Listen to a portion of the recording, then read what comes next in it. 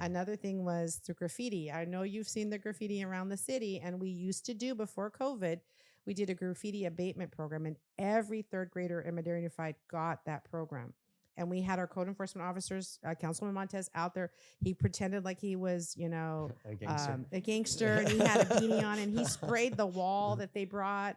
And then we had code enforcement and officers get him, and they cuffed him, and they put him in the car, and then our graffiti team came in. They showed him how they paint over it, and it was just that really resonated with kids. They're like, oh my gosh, Yeah.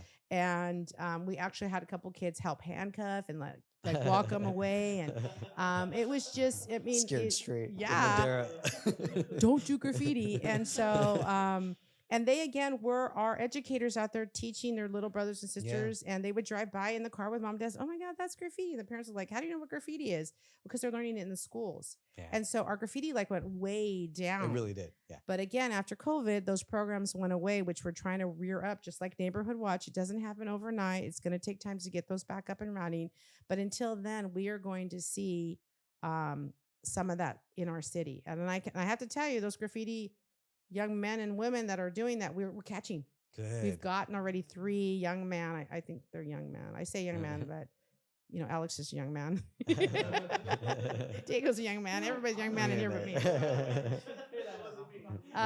And so and again, City of Madera police officers, we're catching those young individuals. Just the same with the ones that are setting the fires in the rivers. We've caught them also. Yeah. We don't mess around. Yeah, that's good. I remember my daughter telling me about the gang, the officer coming in to teach them about gangs. Mm-hmm. And she was all excited. She's like, what are gangs? I'm like, well, I used to hang out with the red team, but I never joined. But so then we had a conversation about gangs. Mm-hmm. And I thought that was really cool. I don't remember that happening when I was in elementary. No. So I'm glad that that's happening. And that could be a big reason. I mean, it's probably one of the biggest reasons why you guys get to them before the gang members do. Exactly. Yeah. Same with the drugs. She told me about that they've came and talked to them about drugs and all the effects and what to do and how they're going to approach you. And I'm like, that's awesome. Yes. Good. That way I don't have to be a parent. You guys can do it. No, I'm kidding. Well, we open the door for conversation because there's only so much that we can discuss. I mean, we can't talk in detail about a lot of stuff, and that needs to come from the parents. So I'm glad your daughter went home and had those conversations, because a lot of students, you ask your kids, what'd you learn in school today? Nothing.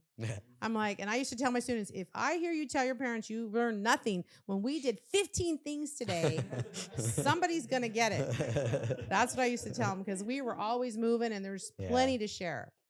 So I'm glad she went home and shared that.